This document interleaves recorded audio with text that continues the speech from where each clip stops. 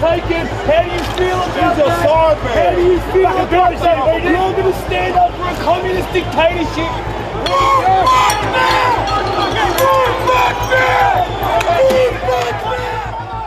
This started out very small. Over the last 18 months, these were fringe protests with a couple of hundred people. Unfortunately, they have turned extremely violent. At first, it was, anti-China in the early days of the lockdown. Then it became anti-vax, and then as the lockdowns occurred, it became anti-lockdown and anti-government. Last week's violent clashes in Melbourne were not an aberration. The past year has seen a series of anti-lockdown protests in Sydney and Melbourne, such as this violent confrontation with riot police at Queen Victoria Market in September last year. There are a big group of people in the community who are angry, who are looking for answers and open to alternative narratives, which are coming from far-right actors. Josh Roos is a specialist in extremist ideology and recruitment who has been trying to identify the fringe networks coordinating the demonstrations. So sovereign citizens assert that they don't abide by Australian rules. We've seen a number of red on signs and other flags being waved. We don't know who's waving them, but we do know that they're symbolic of an attempt to cast an alternative Australia. They're seeking to undermine the legitimacy of the government. They're stating that the government has no relevance to their lives. Other researchers see links to global conspiracy theories. Satanic bastards. We want to show what happened. You are satanic bastards. But you keep sharing untrue media all the time. You work for satanic paedophiles. The QAnon movement has certainly grown in its exposure and its adherence during the COVID pandemic. Lydia Khalil presented evidence to a parliamentary inquiry into extremist movements and radicalisation in Australia earlier this year. So a lot of people will perhaps fly the Q flag.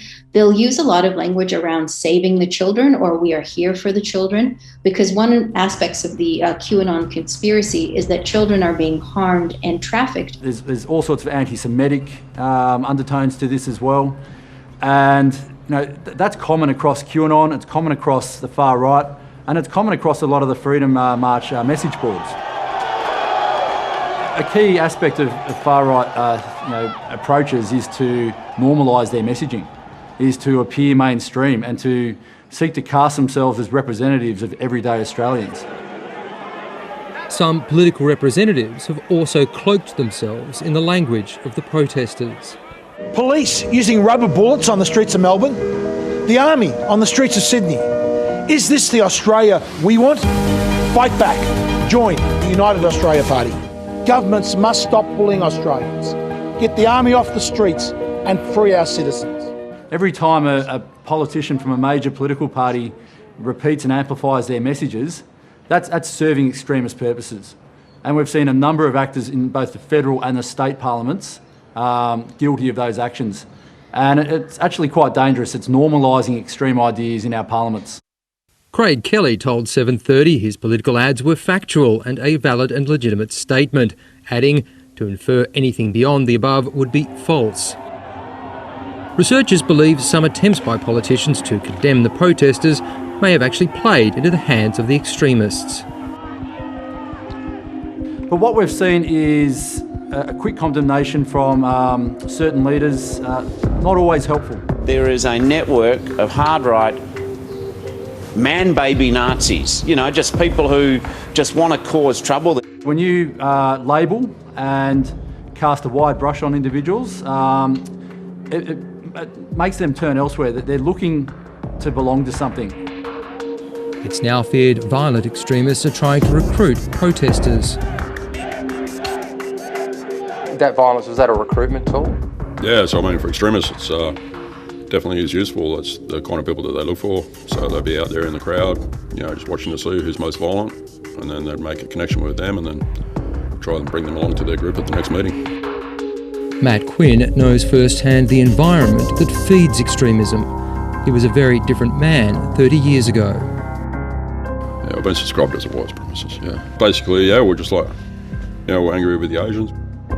Matt now works with authorities to help people escape extremist groups. He's deeply worried the violent anti-lockdown protests created a fertile recruiting ground for extremists. When you've got that many people running for that many days, and willing to cross the violence, do violence and cross the line, that's where we have an issue. But Matt says it's critical authorities engage with the demonstrators. If we do engagement, we can actually prevent violent extremism. So if we lock the people off and push them further out of the community, they just become worse. And once they're pushed too far into a corner, they lash out.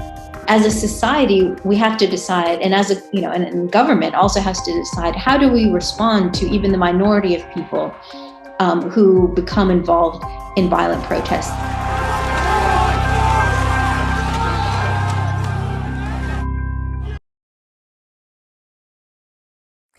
Hi, I'm Lee Sales. Thanks for watching this story. If you'd like to watch more of 730's stories, they are on the left of your screen. And tap on the button below to subscribe and get the latest from ABC News.